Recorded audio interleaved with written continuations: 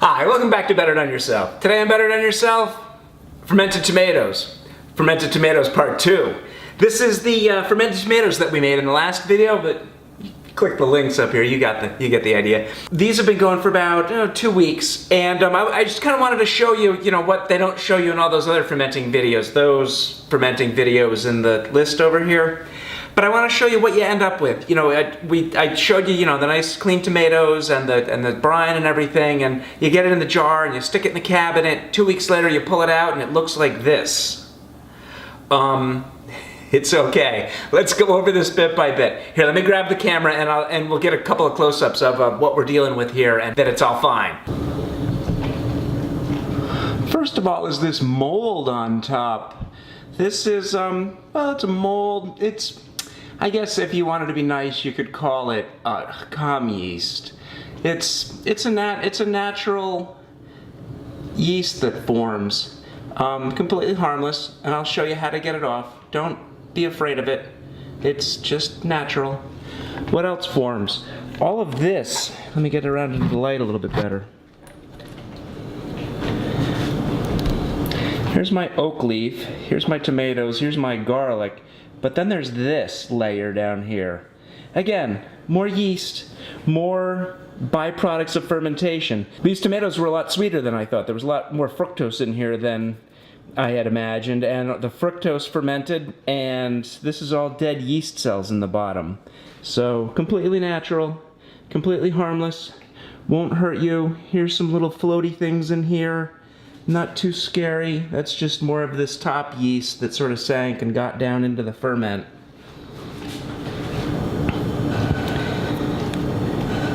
You can see the CO2 bubbles here, carbon dioxide that was formed during the fermentation process.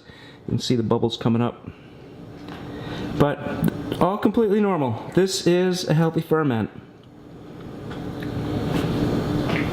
Let's see about cleaning this up and getting it ready to eat. So most of this you can just sort of skim off. You can just kind of run your spoon underneath the scary bits here and scoop it up. If there's too much, the other trick is very gently pick this up, put something underneath it, and then just pour a little extra water in here. And what we're going to do is just sort of flood the top of the jar off.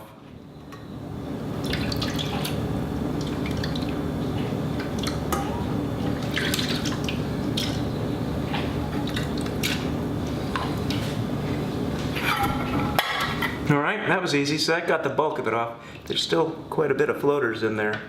Retrieve our pickle pebble. Grab a fruit, smell it. You shouldn't smell bad. It should smell like pickles. It should smell like, carbon dioxide is odorless, so you won't smell that. Don't believe the hype when people say that all you'll smell is carbon dioxide, because you don't. It's an odorless gas. But smell it. If it smells funky, if it smells just bad. I mean, if it literally turns your stomach, don't eat it. Disposal, compost, whatever you like to do. I smell this. It smells a little briny. It smells a little sour kind of in a good way. The fruit itself shouldn't be mushy at all. I mean, this was a tomato, so yeah, the inside's a little mushy, but by and large, this is fairly firm.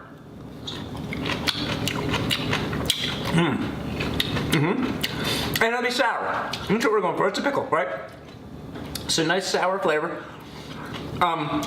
As the level of sourness goes up, for some reason maybe the perception of the salinity of the salt goes down. So, you saw the amount of salt that went into this jar, and as it ferments, that sourness level goes up, but that saltiness flavor really goes away quite quickly. Like I said, this there's really nothing you can do about this. This is just kind of, maybe it's summertime and it's warmer in here this week, but they're just going to stay in the jar. If you were to pick these out and put them on a plate and for service, you'd find they were fine. I don't see any mold. Everything was underwater. Remember, keep everything under the surface of the water. These are yummy. All right, here, look. Let me use this straw.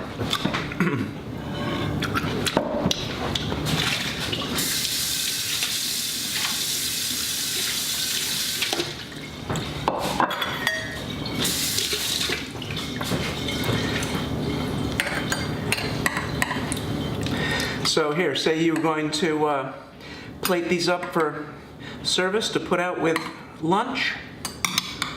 You could just literally scoop them out. You did wash your hands, didn't you? And the garlic too. The garlic, again, should be firm. It's not going to really snap because it's kind of small, but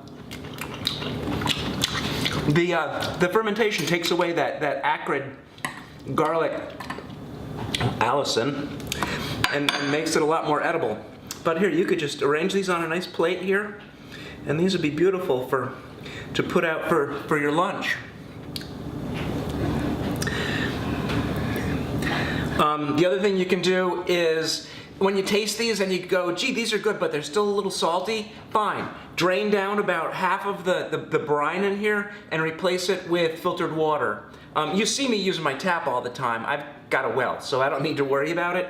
But if you want to, you can literally replace half or maybe even all of the water. If it's just too salty for you, then you know the salt is pretty much, there is some salt in the vegetable, obviously, but when you are ready to, you taste these and you go, wow, these are really good, but they're really salty.